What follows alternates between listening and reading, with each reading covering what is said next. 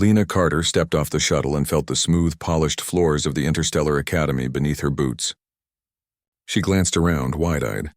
Towering structures of glass and metal stretched into the sky, curving in ways that made her stomach twist with awe. Alien students moved past her, their forms unlike anything she had ever seen. Some had multiple limbs, others glimmered with translucent skin, and a few floated above the ground without touching it. Lena had prepared herself for culture shock, but nothing could have prepared her for this. "Earth student," a deep, rough voice called. Lena turned to see a massive creature with gray-scaled skin and piercing golden eyes. "I am Xylo. You will sit there." He pointed to a small cluster of benches at the far corner. She nodded, trying to keep her nerves calm. "Thank you," she said, her voice shaking slightly. The other students stared. Whispers filled the air. "Humans, really? Primitive, weak species." Lena didn't know what they were saying, but she could sense the judgment in their stares. She felt small, but she reminded herself that humans were survivors. If anything, that had gotten her here. The first class was Advanced Galactic Strategy. The instructor, Professor Vryn, was a tall, thin alien with a face that seemed to shift slightly as he spoke.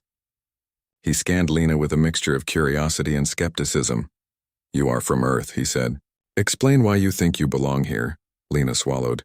She had rehearsed an answer. Earth is small compared to other worlds, but humans have learned to survive and grow stronger with every challenge. "I hope to learn here and contribute with what I can offer." A few students snickered. Xylo leaned back in his chair and crossed his claws. "You hope. That is cute." Lena ignored him and focused on the lesson. The class moved quickly into a complex simulation.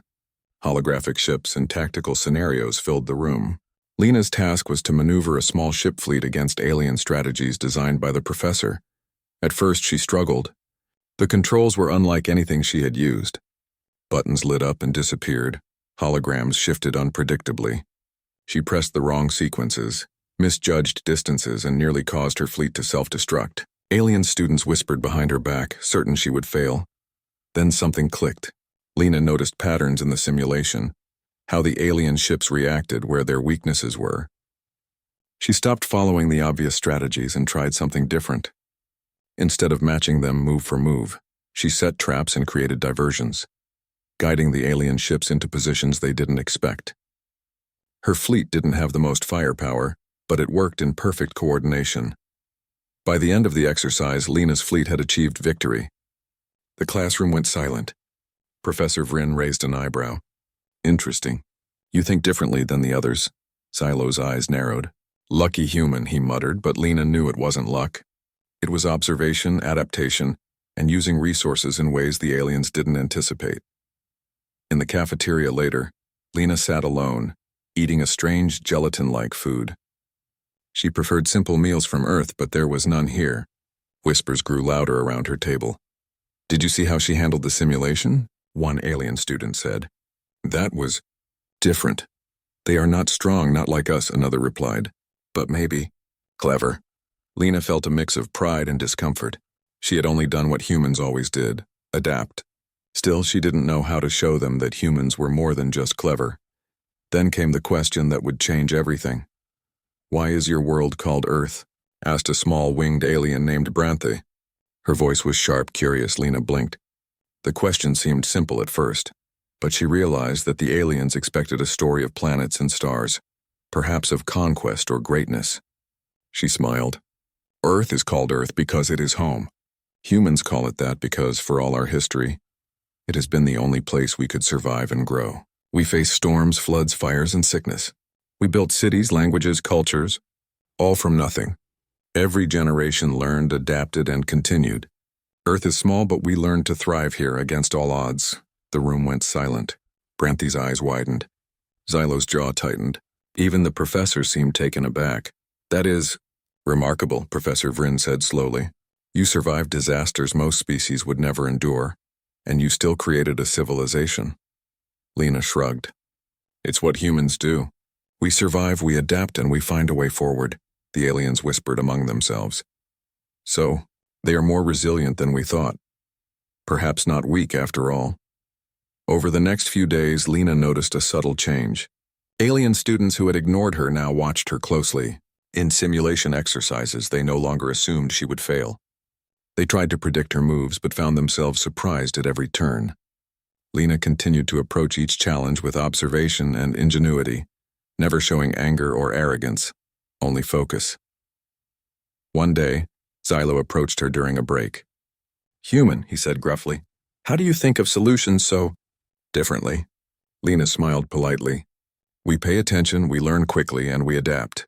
That's all. You can do it too if you observe, not just react." Xylo looked thoughtful. "Maybe we have underestimated you." "It happens a lot," Lena said quietly. In the dormitory that night, Lena wrote in her small notebook. She described the simulation patterns, the alien strategies, and the human ways of thinking. She realized that her presence here was not just to learn, but to show others that strength was not always about weapons or size. Humans had survived the harshest conditions on a fragile world. That experience gave them a perspective no alien could match. The next week, the Academy announced a team challenge, a multi-species problem-solving competition. Teams had to create solutions for simulated planetary crises, from energy shortages to hostile invasions. Lena's team included a mix of aliens who had once ignored her. As they worked, Lena quietly suggested approaches that no one had considered, combining resources differently, predicting the opponent's moves by analyzing behavior, and sometimes taking unexpected risks. Slowly, her teammates began to follow her lead. During the final simulation, the challenge escalated. The scenario involved a collapsing planet core threatening an entire colony. Alien students panicked, relying on brute force or complicated tech. Lena proposed a coordinated approach, using calculated timing, human intuition, and teamwork. The plan worked perfectly. Their team stabilized the planet, preventing total destruction. When the results were announced, Lena's team was declared the winner. Applause echoed through the auditorium. Even the most skeptical students looked at her with newfound respect. Xylo, usually so proud and unyielding, simply nodded.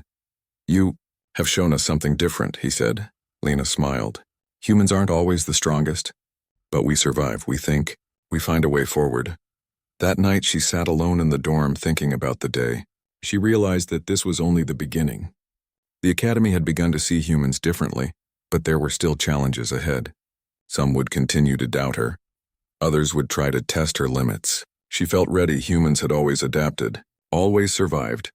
And here, in the midst of the galaxy's most advanced students, Lena would show them why Earth and humans were not to be underestimated. And somewhere deep inside, she allowed herself a small, quiet pride. Not for winning simulations, not for impressing aliens, but for reminding the galaxy what humans were capable of. Because humans survived, humans adapted, and humans would always find a way. The morning sunlight poured through the tall windows of the Interstellar Academy, painting the polished floors with golden streaks. Lena Carter adjusted her uniform and carried her notebook as she walked to the main training hall. Word of her previous victories and clever solutions had spread across the Academy. Whispers followed her, but this time, they were filled with curiosity and respect rather than mockery. Today, the Academy announced a new challenge, one that would test every student's ingenuity and teamwork like never before. A nearby planet in the Helix cluster was facing a sudden and severe crisis. A massive asteroid, too large for standard defense fleets, was on a collision course. The Academy simulation system transformed into a full-scale strategy scenario, requiring students to propose solutions that could save billions of lives. Lena joined her team, which included a mix of alien students who had previously doubted her abilities. Xylo, Branthy, and a few others nodded in greeting. There was tension in the air, but it was different this time. Muted respect replacing outright mockery. Professor Vryn appeared on the main platform. "This will not be a simple exercise," he said. "You will have to plan, adapt, and execute. Remember, failure is not an option in the simulation. Treat it as real. The fate of billions depends on your decisions." The simulation began instantly. Holographic images of the asteroid, the planet, and orbital satellites appeared before the students. Teams were given access to limited fleets, energy resources, and planetary defenses. Alien students immediately began drawing on their traditional approaches: massive force projection, overwhelming firepower, and rapid orbital strikes. Lena watched as their plans, though powerful, had blind spots. Predictable patterns, rigid structures, and over-reliance on raw strength. Lena spoke calmly. We need to think differently. Strength alone won't stop this asteroid. We need timing, coordination, and precision.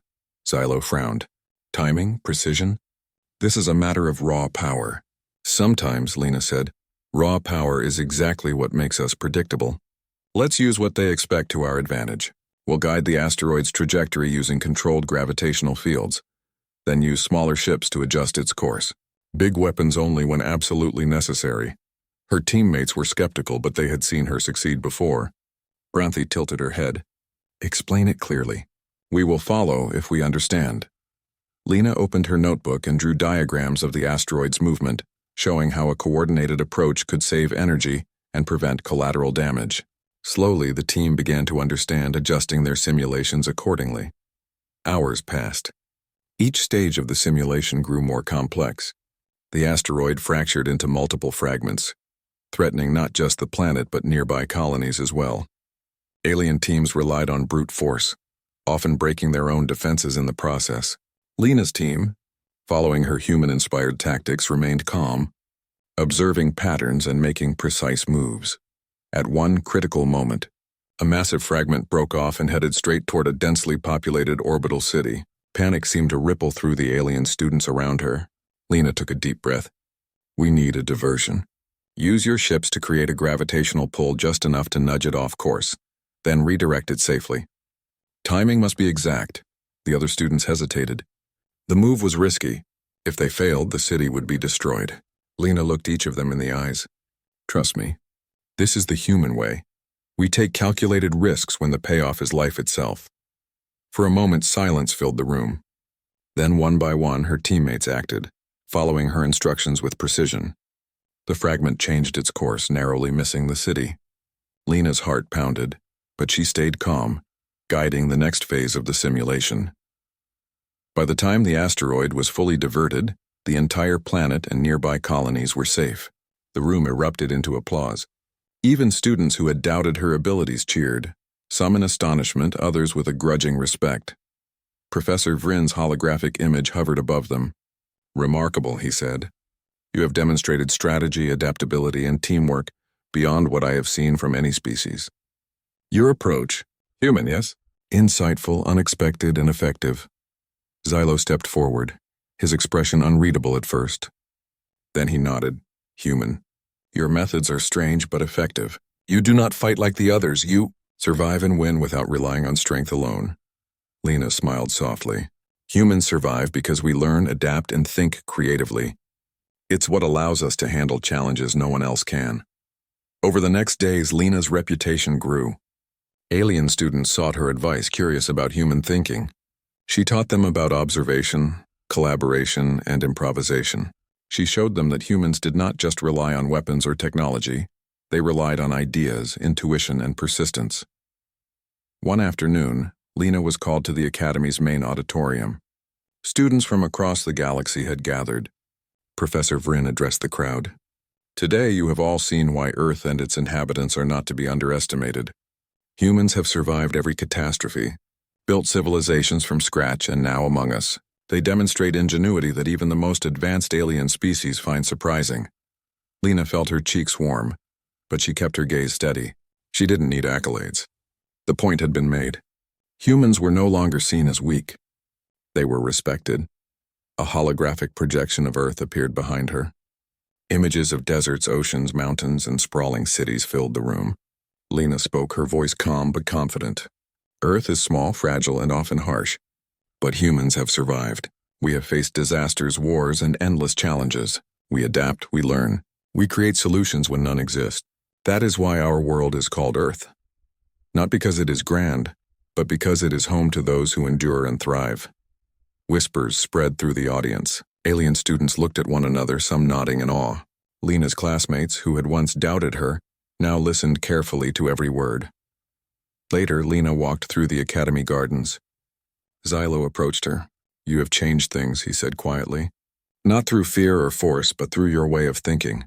Humans are different than we expected. Perhaps we have been wrong to judge. Maybe, Lena said. Or maybe you just hadn't seen what humans can do. Brantley joined them, smiling faintly. We underestimated you, Lena. Your methods, they make sense now. Humans are clever, not because of power, but because of persistence and thought. We will remember this lesson. As the days passed, Lena continued to excel. She solved complex engineering problems, navigated alien politics, and taught others to approach challenges differently. Her presence reshaped the Academy's perception of humans entirely. One evening, Lena sat in the quiet of her dormitory looking at the stars. She thought of Earth, blue oceans, green forests, deserts, and mountains. She thought of humans everywhere, resilient, creative, and unyielding. She realized that she had only begun to show the galaxy what humans were truly capable of.